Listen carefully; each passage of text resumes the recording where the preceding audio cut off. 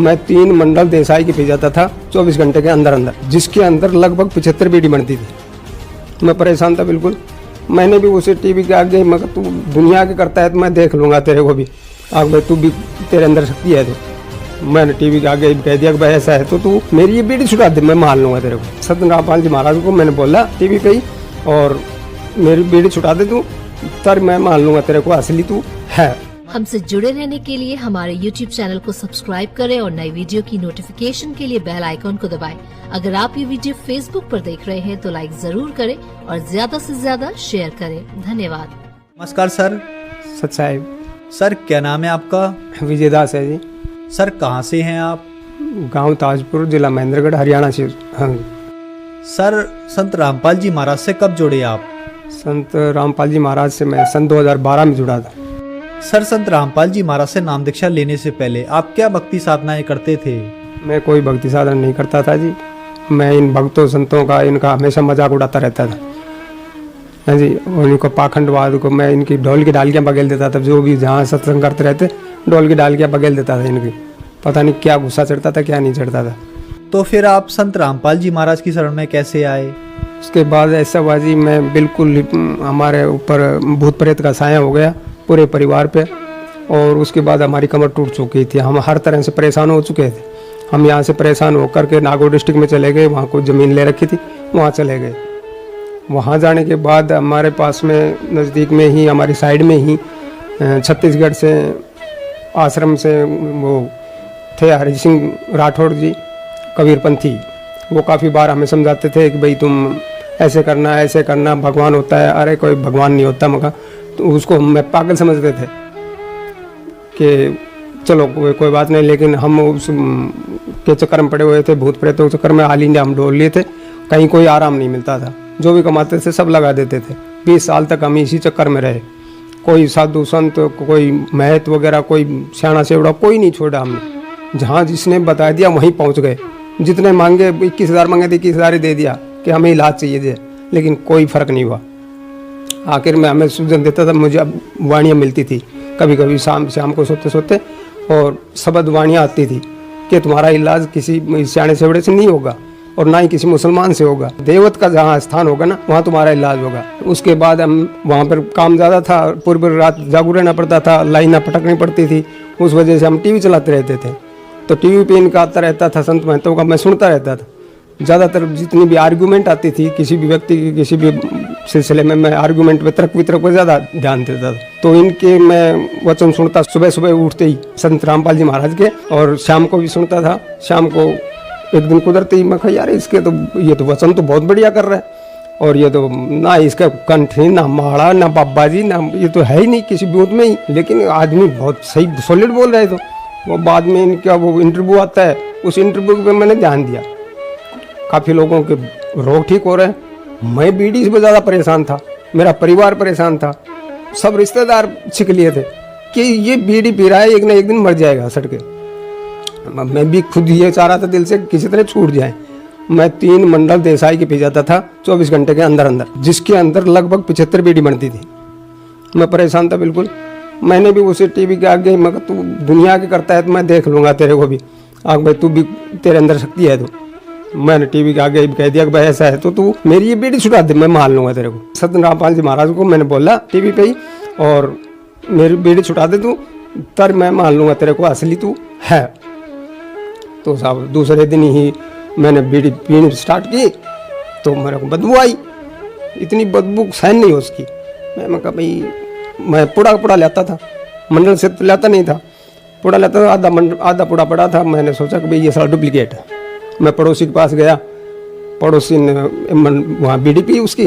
तो मैं कहा यार तू कितने हैं तेरे पास में? बोला भाई आधा पुड़ा, एक पुड़ा है मेरे पास, तू आधा पुड़ा दे दे मेरे को। उससे वहाँ ले आया। वहाँ तो उसके कुएँ के ऊपर तो अच्छी लगी मुझे, लेकिन मेरे कुएँ के ऊपर आते ही पिया वही बदबू। मैंने बाइक उठाई, सिटी गया। सिटी में जाते ही दुकानदार से फिर मांगी मेरी बीड़ी, मैं तो निकल डुप्लीकेट दे दी। बोला नहीं यहाँ पी के देख लो। मैंने वहाँ पी के देखी, बीड़ी में स्वाद आया, लेकिन मैं पुड़ा लिया है।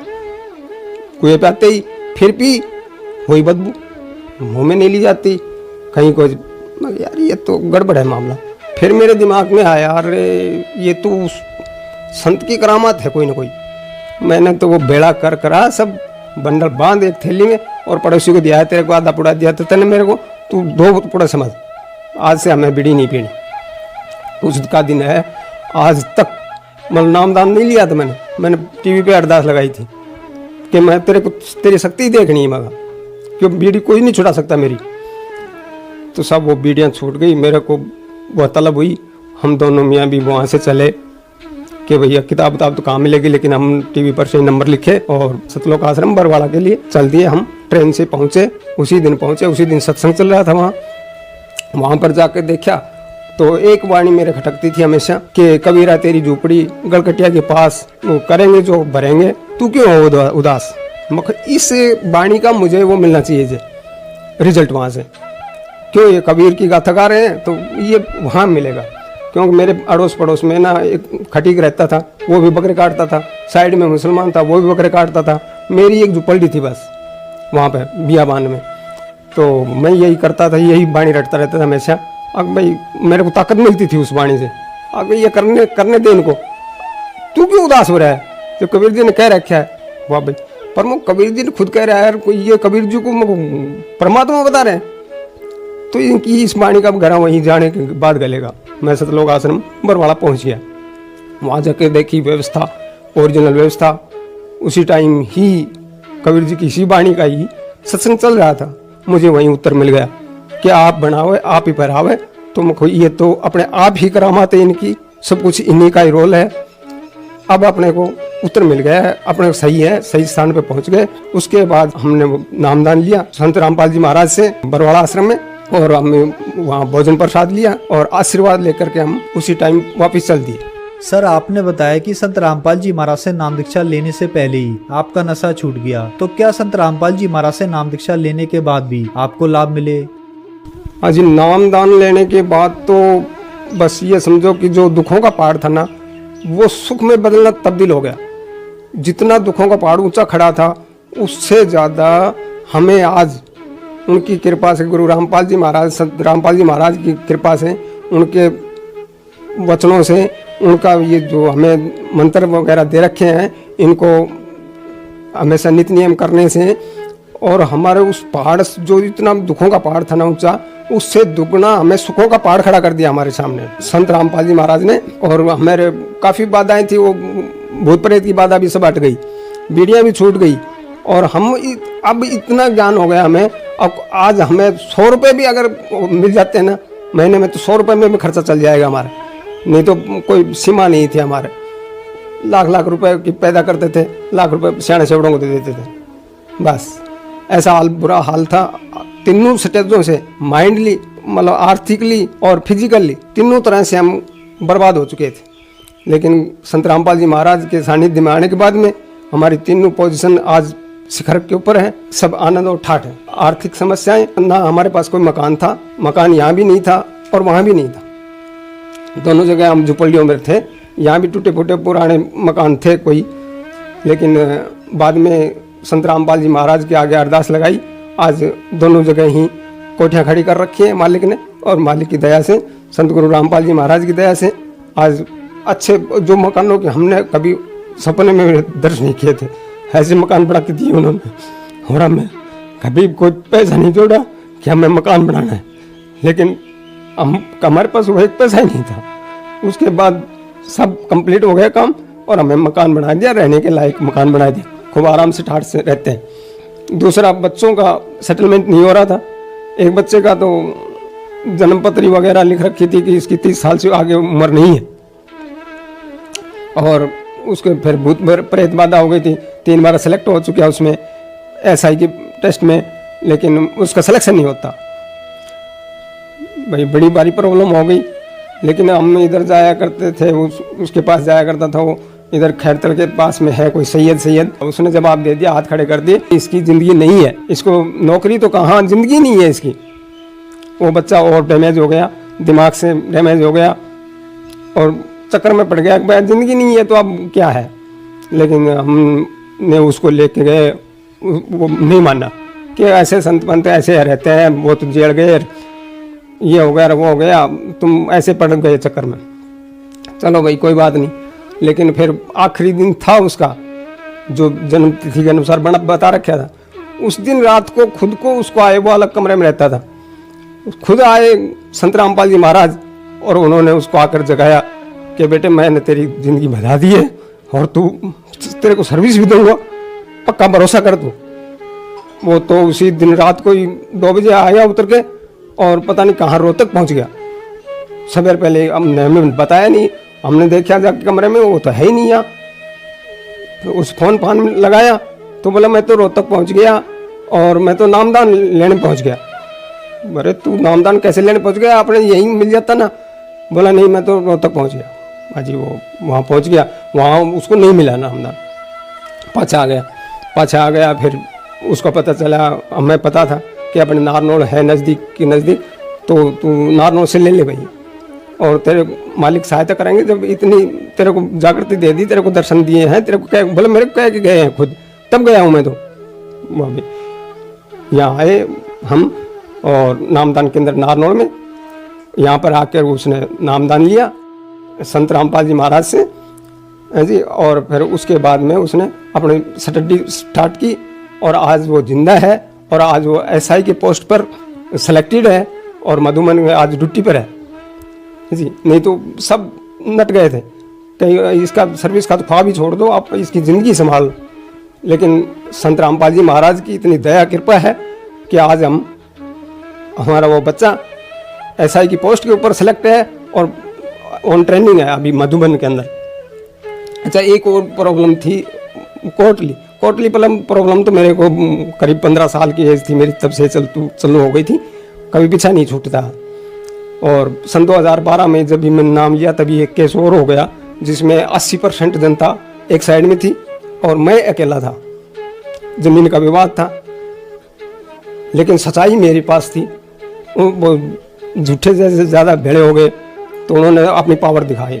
मैं गुरुजी अगर सच्चाई, आप तो सच्चाई उगलते हो और सच्चाई को ही साथ देते हो आप, तो ये सच्चा है। मैंने केस डाल दिया जी। सारे कहने लगे हारेगा तू हारेगा। अरे मैं क्या हारूंगा, हारेगा संत रामपाल जी महाराज हारेगा, मेरा तो उस पर भरोसा है। वो इतना भरोसा करता है, हाँ मैं इतना भरोसा है। जब हमारे पास ऐसा हो लिया तो हम तो भरोसा करेंगे। तो सब वो लास्ट डेट दे दी, निर्णय की डेट दे दी, 11 तारीख दे दी। 11 तारीख दे दी, उसके बाद ही मैं 6 तारीख की तारीख थी, 9 तारीख को ही बुला लिया वापस मेरे को वकील ने कि भाई ये आ जा, मजिस्ट्रेट बुला रहे हैं और तू अपना फैसला करवा जा। हाँ भाई 11 तारीख दे रखी है, 9 तारीख को आने का क्या मतलब हुआ? ये तुम्हारे घर की कोर्ट बना ली क्या तुमने? बोला भाई मुझे नहीं पता, तू आ जा, जब मैं आर्गूमेंट करूँगा और तू फैसला हो जाएगा। मैं ठीक भाई। मैं वहाँ से नागौर से फिर आया वापस आ करके आर्गूमेंट करके ना बोले भाई ठीक है 5 बजे आप अपने फैसले की प्रतिलिपि ले जाए। मैं घबराया हुआ था लेकिन मैं वहीं से रिटर्न लग गया था। संत रामपाल जी महाराज के द्वारा दी हुई भक्ति को स्टार्ट कर दिया था। मैंने नाम जब वहाँ से अजमेर से आगे से और सब यहाँ तक रटता आया। 6 में आते ही कोर्ट के अंदर गुरु रामपाल जी महाराज खुद आए और खुद ने फैसला लिखा मेरे देखते और खुद ने फैसला देखा और उस जमीन की डिग्री कर गए। आज कोई माइका लाल उस डिग्री को तोड़ने वाला नहीं। आज सारा गांव नीचे को देखता है। मैं जब भी निकलता हूँ पहले मेरे को बोलने नहीं देते थे, देखने नहीं देते थे, लेकिन आज सारा गांव नीचे झुक रहा है। ये संत रामपाल जी महाराज की कृपा है और ये पूरे संत हैं। ये तो परम पिता परमात्मा समझो, संत ही संत क्या, परम पिता परमात्मा समझो। अगर जो इन्होंने एक बार देख लिया वो हो ही जाता है बस। संत रामपाल जी महाराज से नाम दीक्षा लेने के बाद आपको बहुत सारे लाभ प्राप्त हुए और आपका उजड़ा परिवार भी बसा। तो जो श्रद्धालु आज आपको देख रहे हैं, आप उन्हें क्या संदेश देना चाहेंगे? अजय संदेश तो मैं क्या दे सकता हूँ, लेकिन यही है कि मेरी सभी इन्हीं से प्रार्थना है। अब अगर आपको जिंदगी का वास्तविक लाभ लेना है और सच्ची जिंदगी जीनी है तो गुरु संत रामपाल जी महाराज के सानिध्य में आइए और अपना नाम दीक्षा लेकर के और अपना भविष्य बनाइए।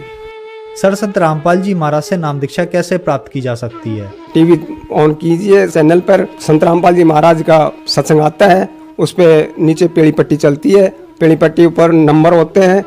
संत रामपाल जी महाराज ने दया की हुई है, हर स्टेट में हर ब्लॉक में स्टेट कोऑर्डिनेटर आश्रम खोले हुए हैं और जहाँ से नाम दीक्षा ले सकते हैं।